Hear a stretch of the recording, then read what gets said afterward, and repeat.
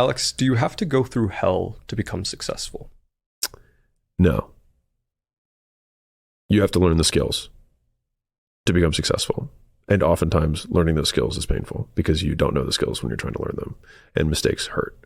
And so I think there's just a huge amount of skills that you have to learn in order to be successful. And if we define success as material success for business, at least, then it's just, there's so many things you have to learn. It's very hard to learn them scar-free.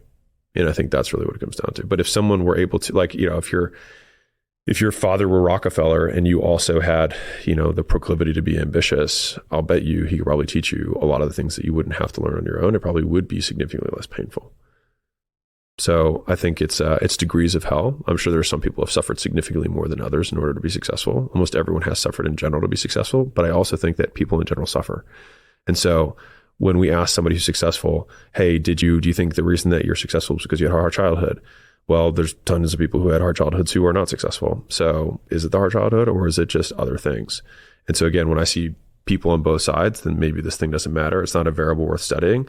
I just want to look for the few things that are in common. And the few things they all have in common is that they did certain behaviors that promoted activities, that promoted products. They had products that people loved and that they just kept buying. And they were able to do that at a price point that generated significant gross profits. They were able to reinvest in the business and gain disproportionate, growth as a result. Like, those are the things that must occur. In terms of the person themselves, I think suffering is a fact of life. And so poor people suffer and so do rich people. Everyone suffers, and everyone's just looking at the other side, hoping that the other one has an answer.